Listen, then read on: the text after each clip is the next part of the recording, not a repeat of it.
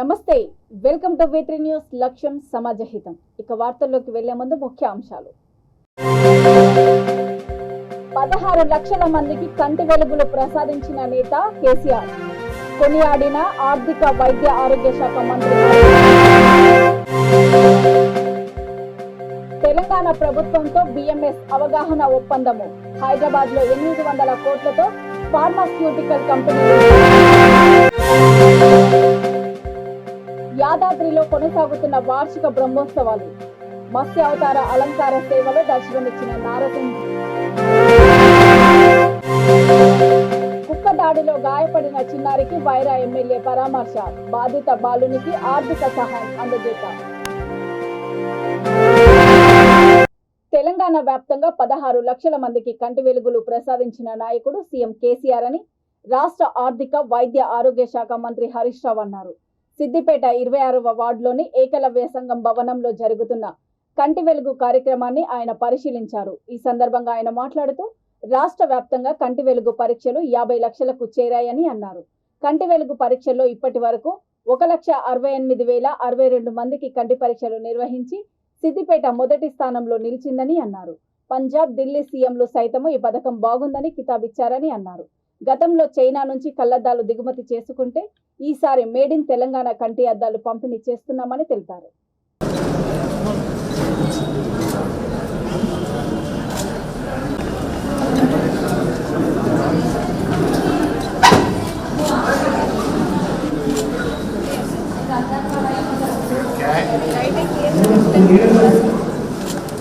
Left आई में wine क्या होगा अभी चेक करते हैं.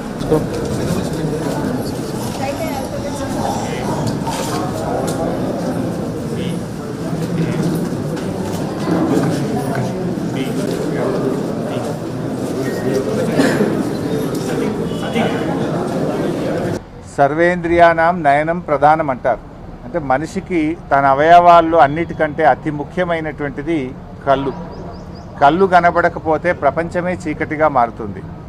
సో దృష్టి లోపాలు ఉన్నటువంటి వాళ్ళు అందరికీ కూడా పరీక్షలు చేయాలని, నివారించదగినటువంటి అంధత్వాన్ని ఖచ్చితంగా పరీక్షల ద్వారా, అద్దాల ద్వారా, ఆపరేషన్ల ద్వారా నివారించాలనే ఉద్దేశంతో గౌరవ ముఖ్యమంత్రి కేసీఆర్ గారు కంటి వెలుగులు అనే కార్యక్రమాన్ని ప్రారంభించారు.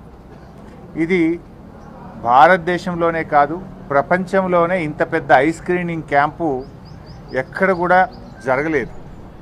ఇది world's largest eye screening program. అంటే సామూహికంగా ఇంత పెద్ద కార్యక్రమం ప్రపంచంలో ఎక్కడ కూడా జరగలేదు. సో ఇలాంటి కార్యక్రమం మన రాష్ట్రంలో 2వ విడత మొన్న ఖమ్మం జిల్లాలో ముఖ్యమంత్రి గారు ప్రారంభించారు. అద్భుతమైనటువంటి ప్రజాదరణ వచ్చింది. ప్రజలందరూ కేసీఆర్ గారిని పెద్ద కొడుకుగా తలుస్తూ ఉన్నారు.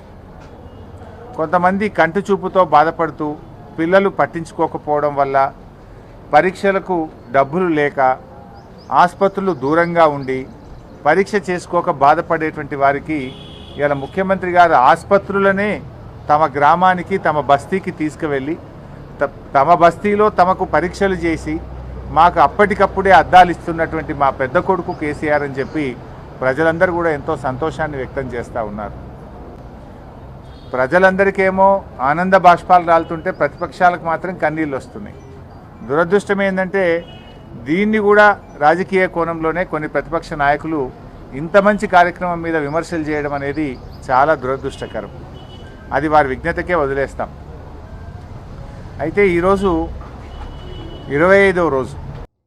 ప్రపంచంలోనే ప్రసిద్ధ టాప్ 10 ఫార్మాస్యూటికల్ కంపెనీలలో ఒకటైన బ్రిస్టల్ మేయర్స్ స్విగ్ను తెలంగాణ రాష్ట్రానికి ఆహ్వానిస్తున్నందుకు సంతోషంగా ఉందని పరిశ్రమల శాఖ మంత్రి అన్నారు.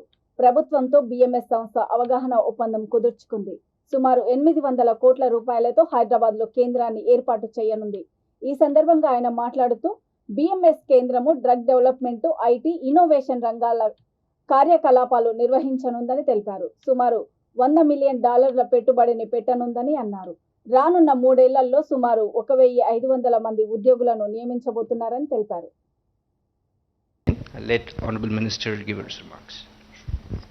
Thank you, and మీ అందరికీ నమస్కారం. I think it's too early for all of us, including me. I'm also half asleep, so kindly excuse us because I had to travel, so therefore we troubled you in the morning.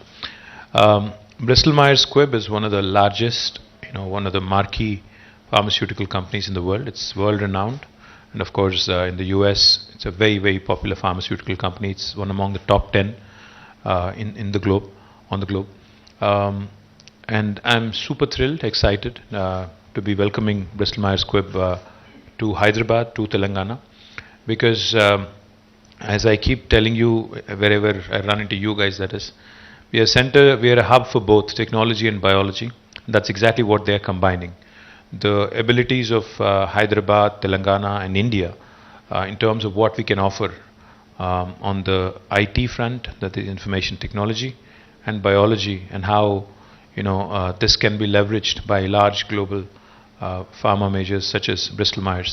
We of course welcome them, and I can tell you guys, Samit, Chris and Francis, that there's no dearth of talent. There's plenty of amazingly talented youngsters in India who are experts in a number of fields, and including emerging technologies and all the cutting edge advancements in science and biology.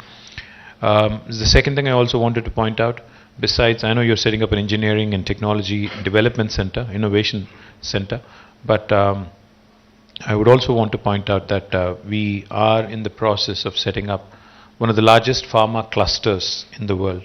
Yadadri Shri Lakshmi Narasimhaswamy వారి సన్నిధిలో వార్షిక బ్రహ్మోత్సవాలు కొనసాగుతున్నాయి. ఈ నెల 21వ తేదీ నుంచి ప్రారంభమైన బ్రహ్మోత్సవాలు మార్చి 3వ తేదీ వరకు జరగనున్నాయి. 3వ రోజు బ్రహ్మోత్సవాల్లో భాగంగా మత్స్య అవతార అలంకార సేవలో నారసింహుడు భక్తులకు దర్శనమిచ్చారు. స్వామివారిని వివిధ రకాల పూలతో అలంకరించి మత్స్య అవతార అలంకారంలో ఆలయ తిరవీధుల్లో ఊరేగించారు. వేద మంత్రాలు, మంగళ వాయిద్యాల నడుమ స్వామివారి సేవను ఊరేగించారు.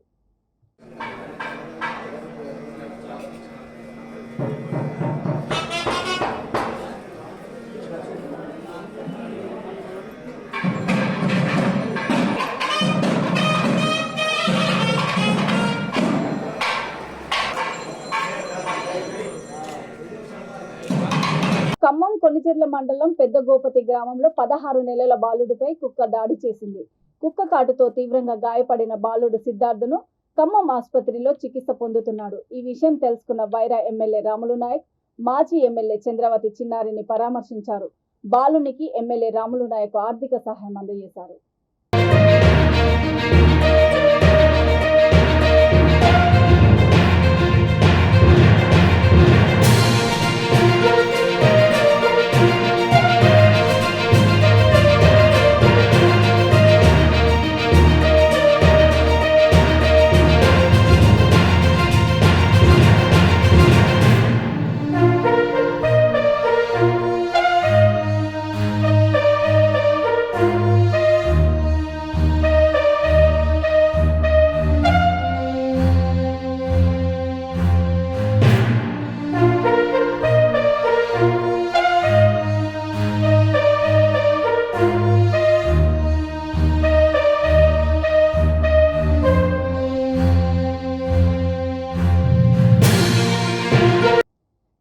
జిల్లా గూడూరు మండలము తిప్పనూరు మేకనూరు అడవి ప్రాంతము పరిధిలో 7 ఎర్రచందనం స్మగ్లర్లను టాస్క్ ఫోర్స్ పోలీసులు అరెస్ట్ చేశారు. ఈ సందర్భంగా వారి నుంచి 12 ఎర్రచందనం దుంగలను స్వాధీనం చేసుకున్నారు.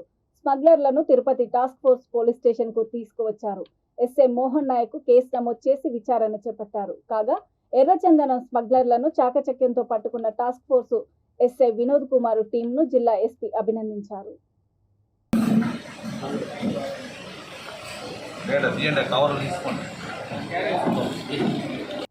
తెలుగుదేశం పార్టీ జాతీయ ప్రధాన కార్యదర్శి నారా లోకేష్ యువగలం పాదయాత్ర గాజుల మాంద్యం వద్ద గురువారం ప్రారంభమైంది. ఆయనకు స్థానిక తెలుగుదేశం ప్రజలు, నాయకులు భారీగా చేరుకొని క్రెయిన్ సహాయం ద్వారా గజమాలను వేశారు. అనంతరం ప్రసంగిస్తున్న సమయంలో లోకేష్ కి ఎస్ఐకి మధ్య వివాదం చెలరేగింది. ఎలక్షన్ కోడ్ ఉన్నందున ఇక్కడి నుండి త్వరగా వెళ్లాలంటూ పోలీసులు సూచించారు. ఈ సందర్భంగా లోకేష్ ఎస్ఐతో మాట్లాడుతూ ఎలక్షన్ కోడ్ లో తమ పాదయాత్రనే గుర్తుందా, తమ వాళ్లపైనే దాడులు జరుగుతాయా అంటూ వాదించాడు. రానున్న రోజుల్లో వైసీపీ ప్రభుత్వానికి బుద్ధి చెబుతామని హెచ్చరించారు.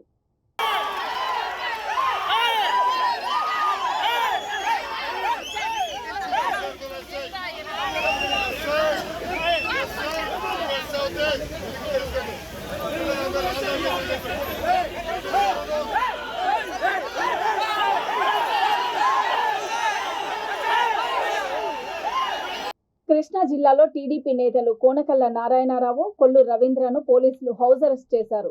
ఈ సందర్భంగా కోనకల్ల నారాయణరావు మాట్లాడుతూ గన్నవరంలో నియోజకవర్గ టీడీపీ కార్యాలయంలో వైసీపీ రౌడీ మూకలు చొరబడి చేసిన విధ్వంసంలో తమ పార్టీ కార్యకర్తలపై నాన్ బెయిల్ కేసులు నమోదు చేశారని మండిపడ్డారు. విధ్వంసం సృష్టించిన వారిపై కాకుండా తెలుగుదేశం నాయకుల మీద కేసు పెట్టడం పోలీసుల పక్షపాత ధోరణికి నిదర్శనమని వ్యాఖ్యానించారు. గన్నవరం నియోజకవర్గంలో తెలుగుదేశం పార్టీ కార్యాలయంపై దాడి, కార్ల విధ్వంసం, తెలుగుదేశం పార్టీ నాయకులపైన దాడి, వారి కార్ల విధ్వంసం జరగడం చాలా బాధాకరం. అందులో పోలీసుల తీరు ఇంకా బాధాకరం. ఎవరికైతే అన్యాయం జరిగిందో, ఎవరి మీద అయితే దాడి చేశారో వారిని శిక్షించకుండా, వారిపైన కేసులు పెట్టకుండా కంప్లైంట్ చేస్తానికి వెళ్ళినటువంటి వాళ్ళ ఎస్పీ గారు స్టేట్మెంట్ ఇచ్చారు, మాకు ఫిర్యాదు కూడా అందలేదని. ఫిర్యాదుదారులందరినీ మీరు అరెస్ట్ చేసి జైల్లో పెట్టి వాళ్ళ మీద బెయిల్ రాని చట్టాలు ప్రయోగించి వారికి రాజమండ్రి సెంట్రల్ జైలుకి పంపించేస్తే ఫిర్యాదు ఎవరు ఇవ్వగలరండి? ఫిర్యాదుదారులని తెలుగుదేశం పార్టీ అందరినీ కూడా భయభ్రాంతులను చేసేసి అక్కడ అందుబాటులో ఉన్న వాళ్ళందరినీ కూడా తెలుగుదేశం పార్టీ నాయకులందరి మీద తప్పుడు కేసులు బనాయించి జైలుకి పంపిస్తే మాకు ఫిర్యాదు రాలేదు. ఫిర్యాదు ఇవ్వడానికి వచ్చినటువంటి పట్టాభిని ఏం చేశారు? పట్టాభిని కొట్టారు. తెలుగుదేశం పార్టీ ఆఫీసులో వైఎస్ఆర్ పార్టీకి చెందినటువంటి దౌర్జన్యకారులు పట్టాభిని కొట్టారు, కారు ధ్వంసం చేశారు. ఆయన దగ్గర మీరు రిపోర్ట్ తీసుకోవచ్చుగా, మీ సమక్షంలోనే ఉన్నాడుగా, ఫిర్యాదు తీసుకోవచ్చుగా. ఫిర్యాదు తీసుకోకుండా అతని మీదే తప్పుడు కేసులు బనాయించి అతని వల్లే ఇదంతా కూడా ఈ సమస్య అంతా ఉత్పన్నమైంది చెప్పి కొత్తగా కేసు క్రియేట్ చేశారు. ఇవాళ పోలీసు వారు అతన్ని 3rd డిగ్రీ ప్రయోగించి పోలీస్ స్టేషన్ తిప్పాల్సిన పని ఏంటండి? ఎన్ని పోలీస్ స్టేషన్ తిప్పారు మీరు? అంత అవసరం ఏంటి అసలు మీకు? తిప్పి స్టేషన్లో కూడా అతన్ని కొట్టుకుంటా తీసుకెళ్ళారు. ఆ దెబ్బలంటే బలంగా లేవంట, డాక్టర్ సర్టిఫికేట్ ఇచ్చాడు. దెబ్బలు కొట్టిన తర్వాత నయమైపోతాయి. 24 అవర్స్లో దెబ్బలు తగ్గుముఖం పడతాయండి శరీర తత్వాన్ని బట్టి.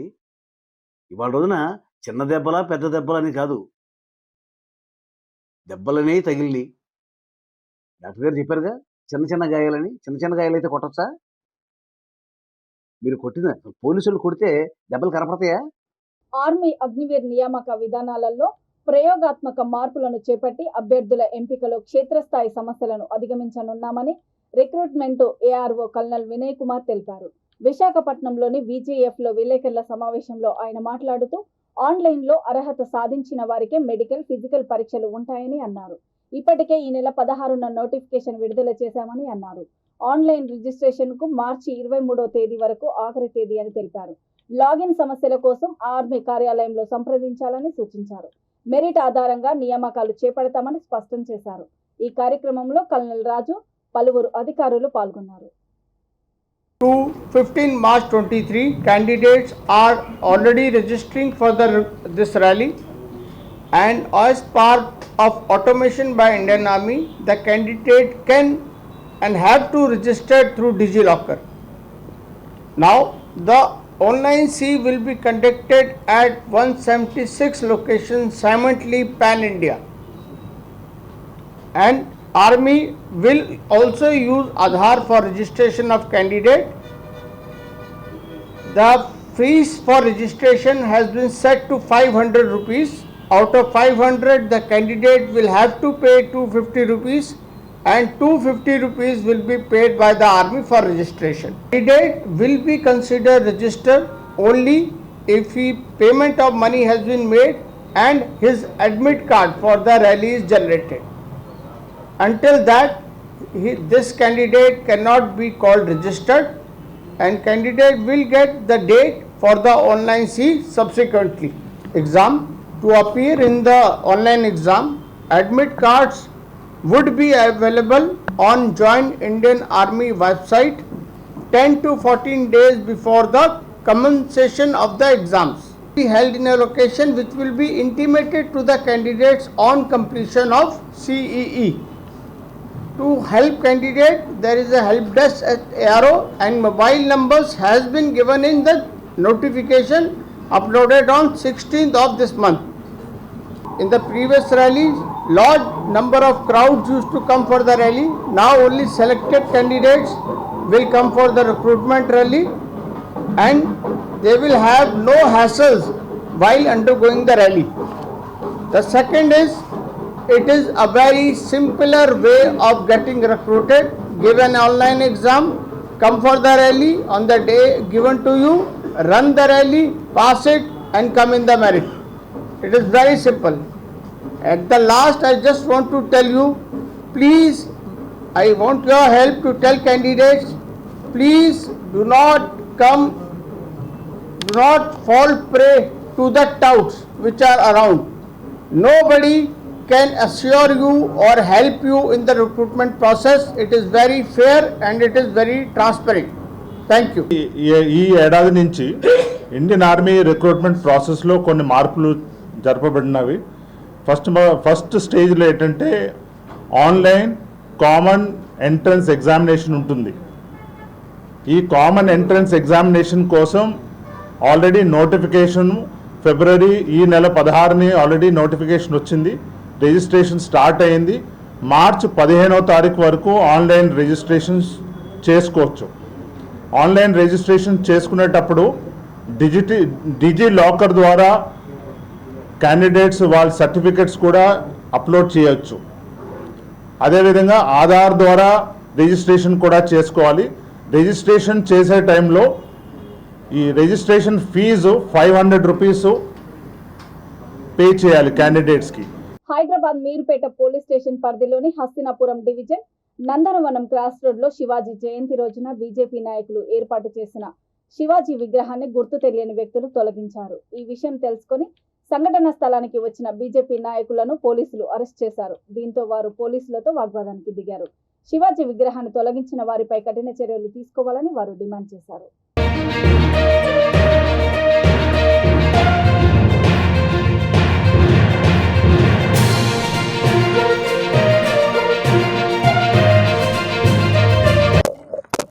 ఈరోజు పొద్దున 4 గంటల రాత్రి ఛత్రపతి శివాజీ విగ్రహాన్ని తీసేయడం జరిగింది. తీసేసింది పోయి భారతీయ జనతా పార్టీ కార్యకర్తలను ఇళ్లలో గుసాంచి తీసుకొచ్చి అరెస్ట్ చేస్తారు. మేము ఛత్రపతి శివాజీ విగ్రహాన్ని పెట్టి వైట్ జంక్షన్లో ఛత్రపతి శివాజీ విగ్రహాన్ని పెట్టి ఆయన జయంతి రోజు పూజ చేసి మేము ఛత్రపతి శివాజీ విగ్రహాన్ని పెడితే దాన్ని రాత్రి తీసేసిన దొంగవాడు వాణ్ణి పట్టుకోకుండా మా కార్యకర్తలను ఆడికి వచ్చిన వాళ్ళని తీసుకొచ్చి పోలీస్ స్టేషన్ పెట్టి హింసించడం ఏందండి? ఇది ఎంతవరకు న్యాయం? ఒక్కసారి స్థానిక ఎమ్మెల్యే గారు, జిల్లా మంత్రివర్యులు మీరందరూ దీని మీద స్పందిస్తారా? మీరు హిందుత్వం వ్యతిరేకమా, హిందుత్వం అనుకూలమా? రాక్షస పాలన కొనసాగుతూ ఉంది. దుర్మార్గంగా, అన్యాయంగా, హిందూ సమాజానికి వ్యతిరేకంగా ఏదైతే ఛత్రపతి శివాజీ విగ్రహము శ్రీరమణ కాలనీ వై జంక్షన్లో పెట్టినారో ఆ ఛత్రపతి శివాజీ విగ్రహాన్ని ఒక దొంగల మాదిరి ఉదయం పూట 4 గంటలకు వచ్చి, ఏం అవసరం మీకు పొద్దుగాల 4 గంటలకు వచ్చి ఎవరు తీసి అక్రమంగా అరెస్ట్ అక్కడ వచ్చి చూడనీకి ఏం జరిగిందని చూడనీకి వస్తే ఏం చేస్తున్నారని చూడకుండా కూడా ఏ చట్ట వ్యతిరేక కార్యకలాపాలకు పాల్పడినట్లుగా అక్రమంగా వచ్చి పోలీసులు అరెస్ట్ చేసి ఇక్కడ తీసుకురావడము, లోపల కూర్చోవడం అంటే ఈ రాష్ట్రంలో ఎక్కడ పోతున్నది? కేసీఆర్ అంతా టీఆర్ఎస్ డైరెక్షన్లో జరుగుతూ ఉన్నది. హిందూ సమాజానికి వ్యతిరేకంగా ప్రతి చర్య, ఏ చర్య చూసినా కానీ హిందూ సమాజానికి వ్యతిరేకంగానే తీసుకుంటున్నారు. మొన్న ఈ రాష్ట్రంలో మనం అర్థమవుతుంది, ఒక నిజాం వ్యతిరేక పరిపాలన కొనసాగుతున్న ఈ నిజాం పరిపాలన మీద పొందబెట్టినాం. అటువంటి పరిపాలనకు అంతమొందించడానికి మనం ప్రయత్నం చేసి నిజాంను తరిమి కొడితే వాళ్ళ వారసునికి అధికారికంగా అంత్యక్రియలు జరిపినామంటే ఆయన ఎటు పోతుంది? ఆయన ప్రయాణము ఎవరిని సంతృప్తిపరచనీకి చేస్తున్నాడు? ఛత్రపతి శివాజీ మొఘల్ చక్రవర్తుల మీద పోరాడి ఒక గొప్ప వీరునికి సంబంధించిన విగ్రహాన్ని కూలదేయానికి సిగ్గుండాలి.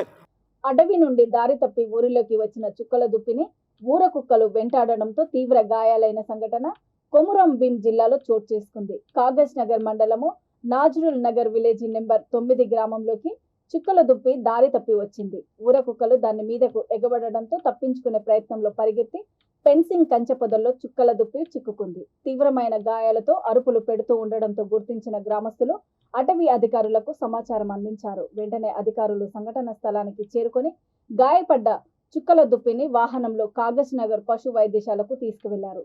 పశు వైద్యుడు విజయ్ కుమార్ వైద్య పరీక్షలు నిర్వహించారు.